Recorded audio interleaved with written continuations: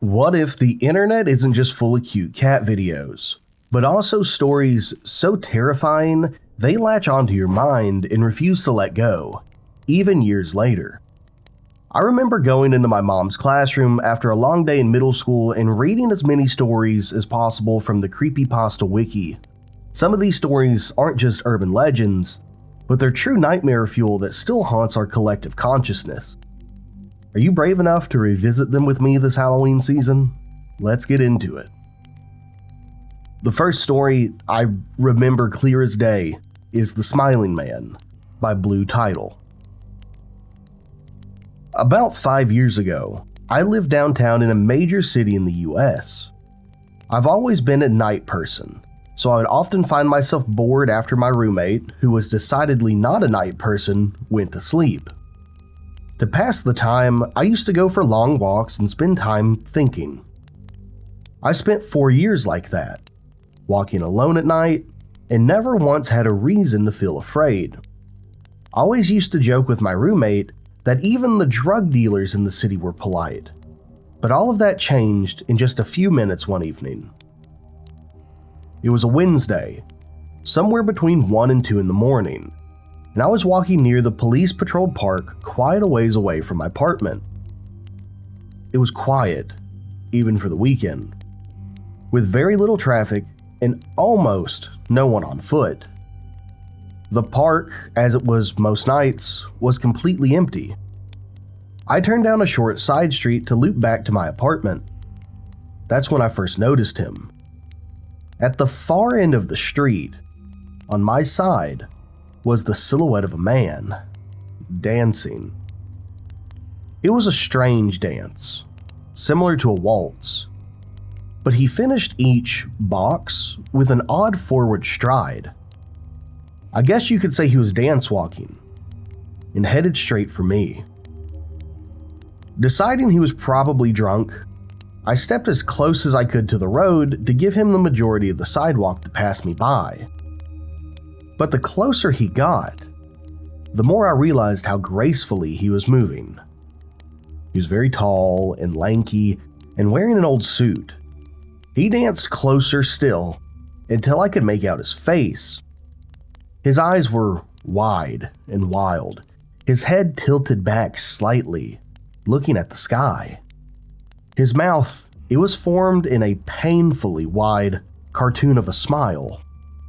Between the eyes and the smile, I decided to cross the street before he danced any closer. I took my eyes off him to cross the empty street, and as I reached the other side, I glanced back, and then stopped dead in my tracks. He had stopped dancing and was standing with one foot in the street, perfectly parallel to me. He was facing me, but still looking skyward, smile still wide stretched across his lips. I was completely and utterly unnerved by this. I started walking again, but kept my eyes on the man. He didn't move. Once I had put about half a block between us, I turned away from him for a moment to watch the sidewalk in front of me. The street ahead was completely empty. Still unnerved, I looked back to where he'd been standing to find him gone. He disappeared. For the briefest of moments, I was relieved, until I noticed him. He had crossed the street and was now slightly crouched down. I couldn't tell for sure due to the distance and the shadows, but I was certain he was facing me. I had looked away for no more than 10 seconds, so it was clear that he had moved fast. I was so shocked that I stood there for some time staring at him, and then he started moving toward me again. He took a giant, exaggerated, tiptoed step toward me, as if he was a cartoon character sneaking up on someone. Except he was moving very, very quick. I'd like to say at this point, I ran away and I pulled out my pepper spray or my cell phone or anything at all that would have helped me, but I didn't. I just stood there, completely frozen, and the smiling man crept toward me. He stopped again, about a car length away from me, still smiling, still looking at the sky. When I finally found my voice, I blurted out the first thing that came to mind. I meant to ask was, "What do you want?" in an angry, commanding tone. What came out was a whimper. What? Regardless, whether or not humans can smell fear, they can certainly hear it. I heard it in my own voice, and that only made me more afraid. But he didn't react at all. He just stood there, smiling. Then, after what felt like forever, he turned around, very slowly, and started dance walking away. Just like that. Not wanting to turn my back on him again, I just watched him go until he was far enough away to almost be out of my sight. And then I realized something. He wasn't moving away anymore, nor was he dancing. I watched in horror as the distant shape of him grew larger and larger. He was coming back my way, and this time, he was running. I ran too.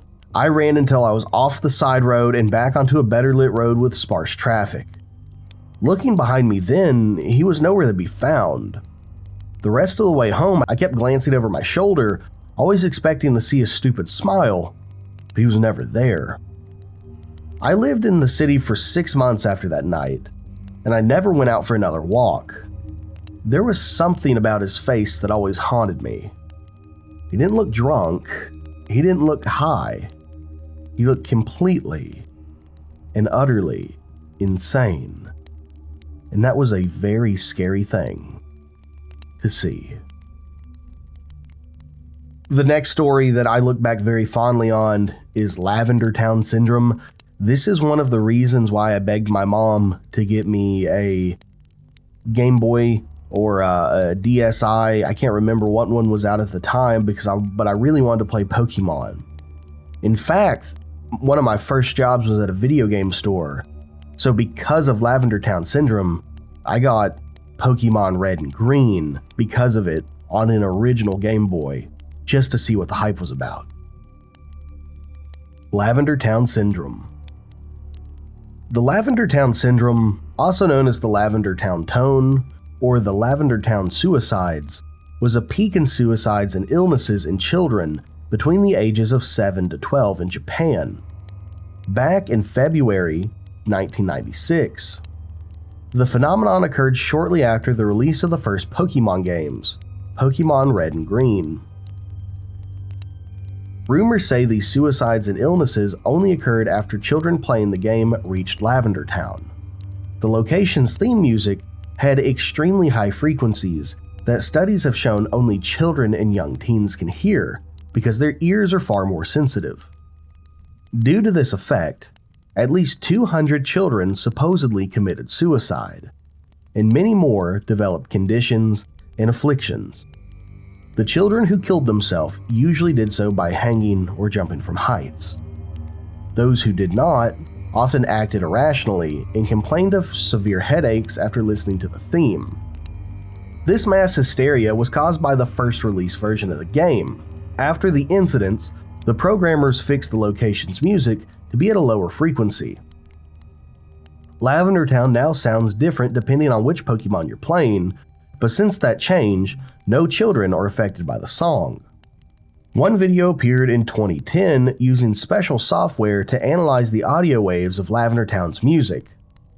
When played, the software created images of the unknown near the end of the audio. This created controversy since the unknown didn't appear in the series until Generation 2 games, Silver, Gold, and Crystal.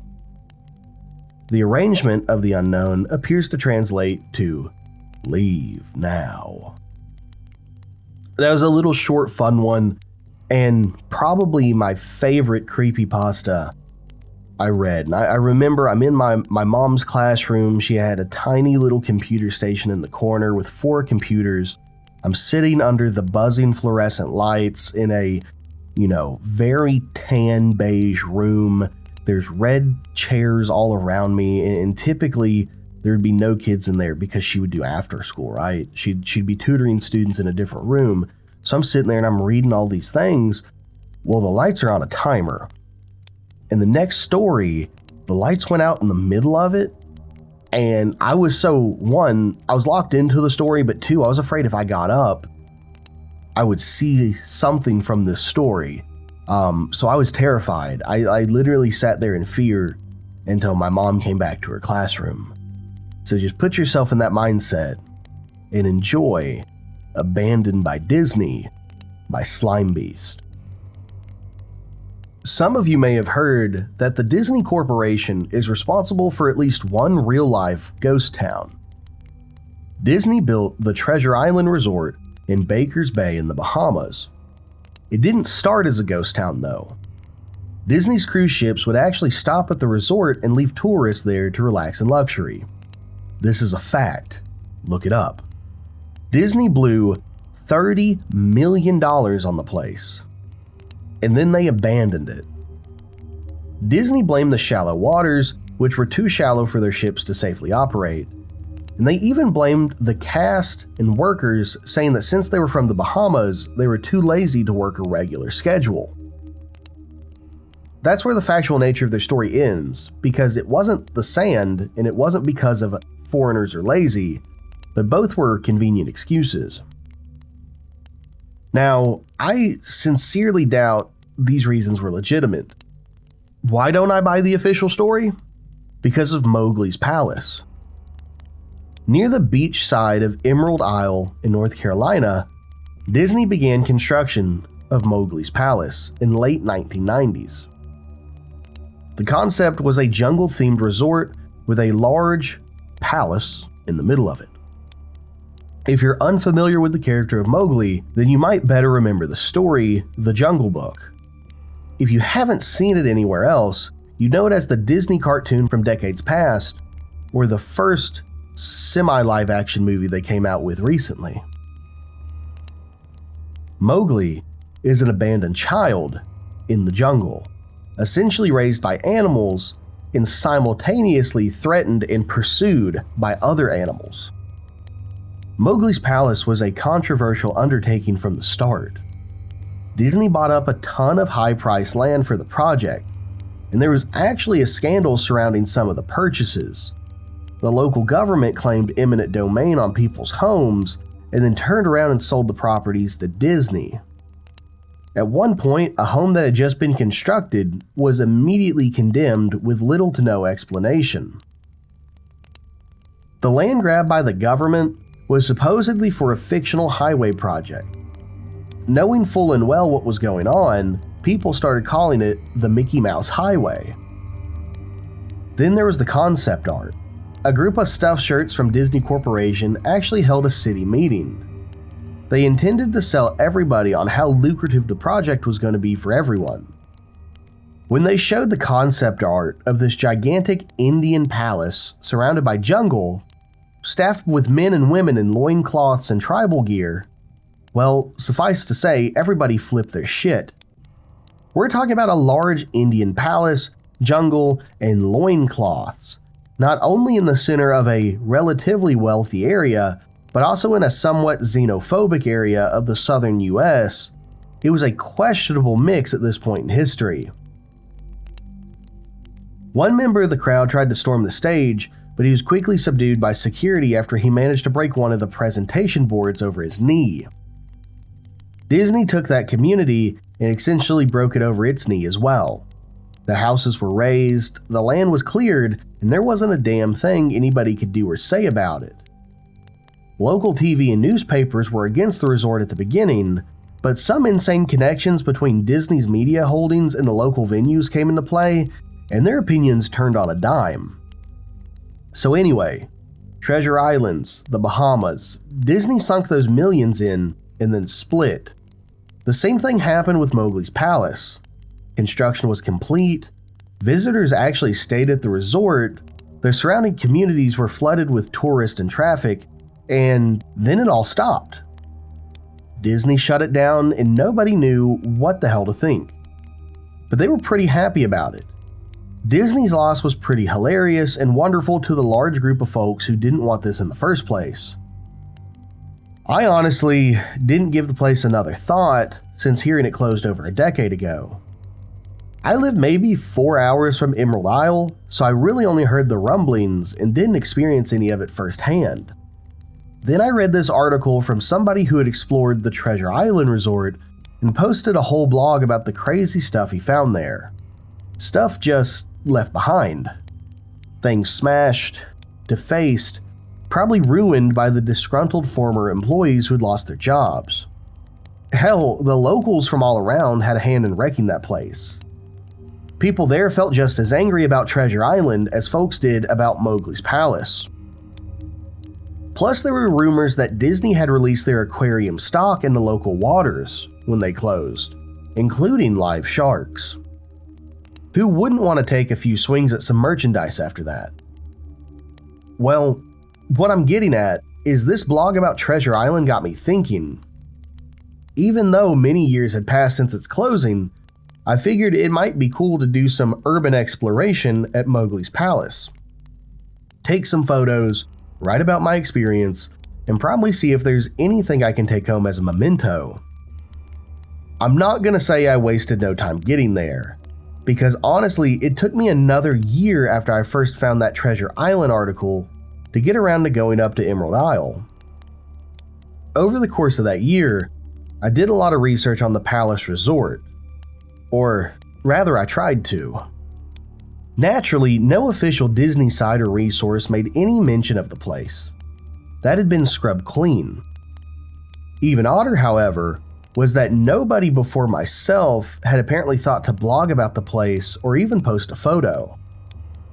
None of the local TV or newspaper sites had said one word about the place, though that was to be expected since they all swung Disney's way.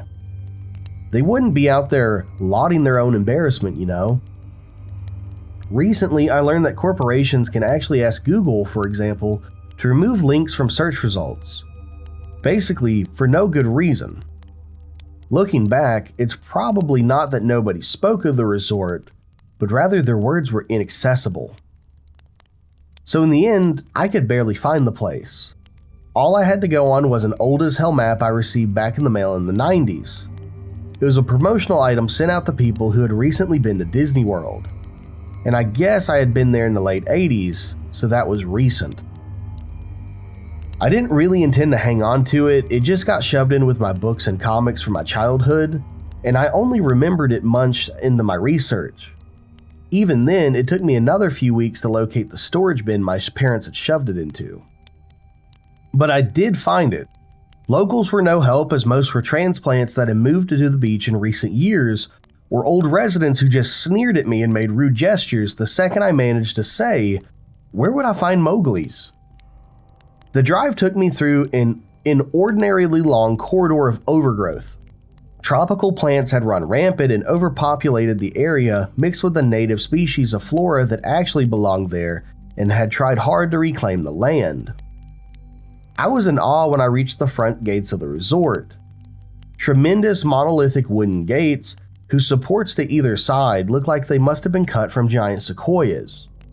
The gate itself had been gouged in several places by woodpeckers and eaten away at the base by burrowing insects. Hanging on the gate was a sheet of metal, some random scrap, with hand-painted letters scrawled in black. Abandoned by Disney. Clearly the handwork of some past local or an employee that wanted to make some small protest. The gates were open enough to walk through, but not to drive through, so I grabbed my digital camera, the map, and I set off on foot. The inner grounds of the place were just as overgrown as the entry.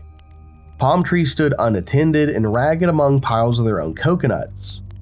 Banana plants similarly stood in their own stinking bug-riddled refuse. This was the sort of clash between order and chaos, as carefully planted rows of perennial flowers mixed with obnoxiously tall weeds and stinking blackened mushrooms. All that remained of any outdoor structures were broken, rotten wood and various charged bits of unidentified material. What was most likely an information booth or an outdoor bar was now simply a pile of assorted debris chopped up by past vandalism and ravaged by the weather. The most interesting thing on the ground was a statue of Baloo, the friendly bear from the Jungle Book, which stood in a sort of courtyard in front of the main building. He was frozen in a jovial wave toward no one, staring at empty space with a silly, toothy grin as bird shit covered whole swaths of his fur and vines ensnared his platform. I approached the main building, the palace, only to find the outside of the building covered in graffiti where the original paint hadn't peeled and chipped away. The front doors weren't just open, they were taken off their hinges and were stolen. Above the doors, or the gaping maw where the doors would have been, someone had once again painted, "Abandoned by Disney." I wish I could tell you about all the awesome stuff I saw in the palace. Forgotten statues, abandoned cash registers, a full-fledged secret society of homeless bums. But no. Inside of the building was so stark and bare that I actually think people had stolen the molding off the walls. Anything that was too big to steal, computers, desks, giant fake trees, they were all resting amid this empty echo chamber that amplified every step like a slow rat-tat-tat of a machine gun. I checked the floor plan and headed to all the locations that might seem interesting. The kitchen was, as you would imagine it, an industrial-grade food prep area with all the appliances and space. No expense spared. Every glass surface was broken, every door was knocked off its hinges, every metal surface was kicked and dented. The entire place smelled like very old piss. A huge freezer, not remotely cool now, had row upon row of empty shelf space. Hooks hung from the ceiling, probably for hanging cuts of meat, and as I stood inside for a moment, I noticed they were swinging. Each hook swung in random directions, but their movements were so slow and small that it was almost impossible to see. I figured it had been caused by my footsteps, so I stopped one from swinging by clutching it in my fist, then carefully letting it go. But within seconds, it started to swing once more. The bathrooms were in the same state as the rest of the place. Just like the Treasure Island Resort, somebody had methodically smashed each porcelain commode with coconuts and other implements. There was about half an inch of rancid, stinking water on the floor, so I didn't stay long.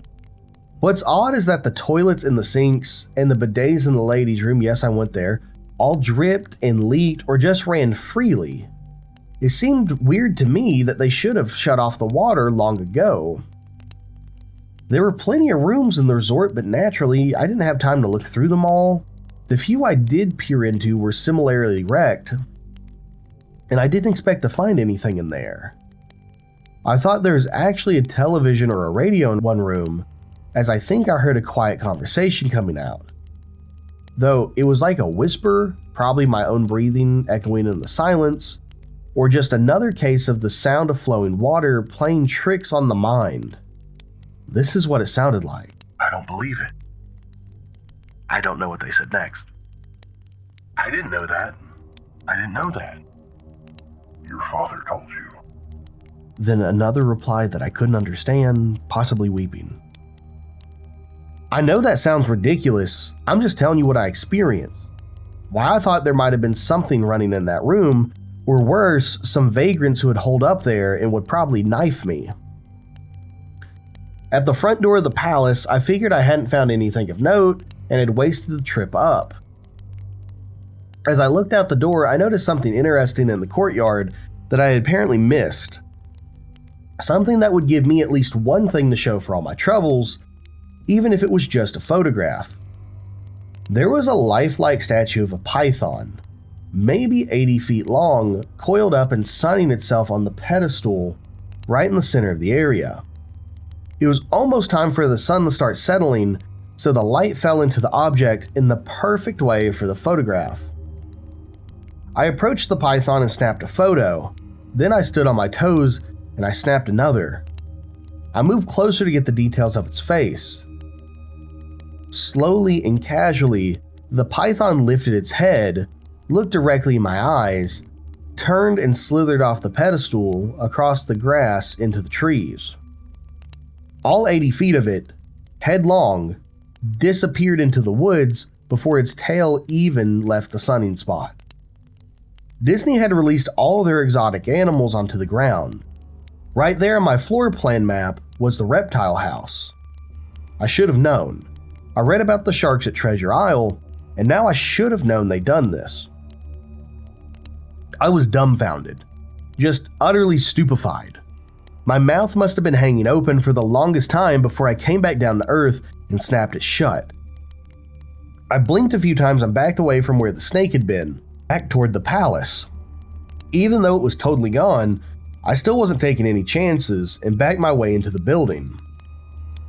It took a few deep breaths and slaps to my own face to get myself right in the head after that. I looked for a place to sit down as my legs were feeling a bit like jelly at this point. Of course, there was no place to sit down unless I wanted to recline in the broken glass and dead leaf carpet or haul myself onto a desk with questionable reliability. I had seen some stairs near the palace lobby and decided to go have a seat there until I felt better. The staircase was far enough away from the front of the building to be relatively clean, except for the dust. I pulled a wedge of metal off the wall, once again painted with the "Abandoned by Disney" motto I'd become accustomed to. I placed the wedge on the stairs and sat on it to keep it at least somewhat clean. The stairway led downward, below ground level. Using my camera flash as a sort of improvised flashlight, I could see that the staircase ended with a metal door with a padlock. A sign on the door, a real sign, read, "Mascots only, thank you." That perked up my spirit a bit for two reasons. One, a mascot-only area would have definitely been interesting back in the day. Two, the padlock was still in place. Nobody had gone down there. No vandals, looters, nobody in the lobby. This was the only place I could actually explore and perhaps find something interesting to photograph or to steal. I had come to the palace essentially agreeing with myself that it was okay to take anything I wanted because, hey, it's abandoned. It didn't take much to bust the lock. Well, actually, that's wrong. It didn't take much to bust the metal plate off the wall that the padlock was hooked to. Time and decay had done most of the work for me, and I was able to bend the metal plate enough to pull the screws out of the wall, something nobody else had apparently thought of or been able to do at the time. The mascots only area was a startling and very welcome change from the rest of the building I'd seen. For one, every second or third fluorescent light overhead was illuminated. Even though they flickered and faded randomly, also nothing had been stolen or broken, even if age and exposure were definitely taking their tolls. Tables had notepads and pens, there were clocks, even a punch in and out clock on the wall complete with filled out time cards. Chairs were scattered around there, and even a small break room with an old static-filled television and long rotted out food and drink was left on the counters. It was like one of those post-apocalyptic movies where everything's left in a state of evacuation. As I walked the maze-like sub-basement of the old mascots area, the sights just became more and more interesting. As I went further, desks and tables were knocked over, papers were scattered and almost melded with the damp floor, and a large carpet of mold was slowly overtaking the real rotting crimson-covered floor. Everything was just sort of squishy. Any wood disintegrated in the mush when I applied even the least amount of force, and clothing items hanging on hooks in the rooms simply fell to moist threads if I tried to unhook them. One of the things that annoyed me the most was the light was becoming more sparse and unreliable as I went further into the dank, suffocating depths of the palace. Eventually, I reached a black and yellow striped door with the words Character Prep 1 stenciled onto it. The door wouldn't open at first. I figured this was probably where the costumes were kept, and I definitely wanted a photograph of that twisted, stinking mess. Try as I might, whatever angle or trick I tried, the door wouldn't budge. That is, until I gave up and started walking away. Then there was a slight popping sound, and the door creaked slowly open. Inside, the room was completely dark, pitch black. I used the camera flashlight to look for a light source on the wall, but there was nothing. As I made my search, I was jarred out of my sense of excitement by a large electrical buzz. Rows of lights overhead suddenly flashed to life, flickering and fading in and out like the rest I had passed. It took a second for my eyes to adjust, and it seemed like the light would just keep getting brighter and brighter until the bulbs exploded. But just when I thought it would reach that crucial stage, the lights dimmed a bit and steadied. The room was exactly as I pictured it. Various Disney costumes hung on the walls, fully put together like strange cartoon cadavers hung from invisible nooses.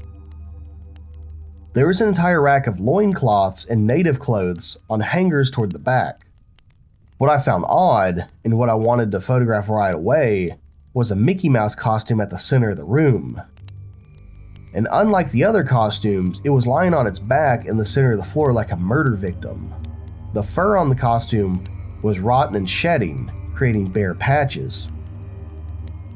What was even odder, however, was the coloring of the costume. It was like a photo negative of the actual Mickey Mouse. Black where he should be white, and white where he should be black, and his normal red overalls were light blue. The sign was off-putting enough that I actually put off photographing the thing until last. I took a picture of the costumes hanging from the wall, upward angles, downward angles, side shots to show the entire row of frozen putrid cartoon faces, some with plastic eyes missing. Then I decided to stage a shot. I was going to place one of the character heads on the slick, grimy floor.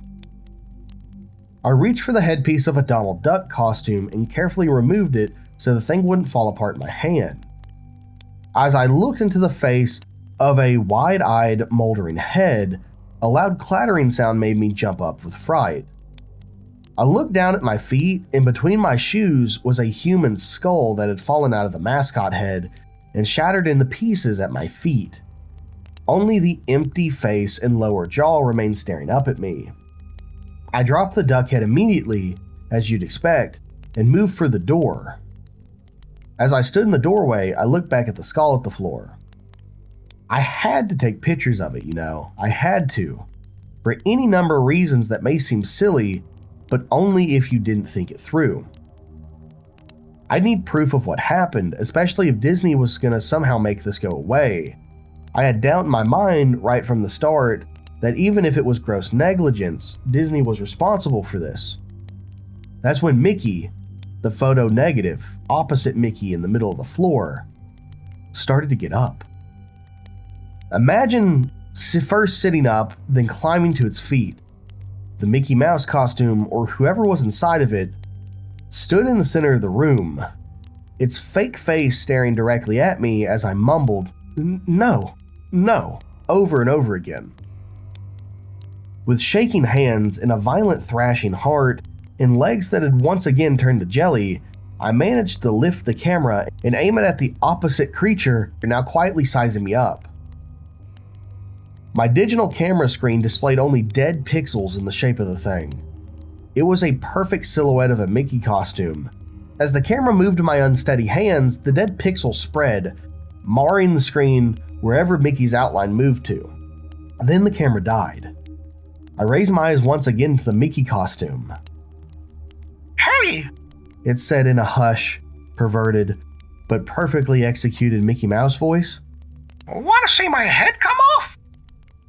And it started to pull at its own head, working clumsily, glove-clad fingers around its neck with clawing, impatient movements, similar to a wounded man trying to pull himself free of a predator's jaw. It worked its digits into its neck. So much blood. So much thick, chunky, yellow blood. I turned away as I heard the sickening tearing of cloth and flesh. I only cared about getting away. Above the door out of this room, I saw a final message clawed into the metal with bone or fingernails. Abandoned by God. I never got the pictures out of my camera. I never wrote the blog entry about it. After I ran from the palace, I fled for my sanity, if not my very life. I knew why Disney didn't want anybody to know about this place. They didn't want anybody like me getting in, and they didn't want anything like that getting out. Ladies and gentlemen, happy Halloween. I hope you enjoyed this. I love creepypastas. I still check in from time to time, but these really defined my middle school experience. So if you have a similar story of getting freaked out while reading creepypastas or any scary story on the internet, let me know in the comments down below. Other than that, thank you for watching. I love you all. Goodbye.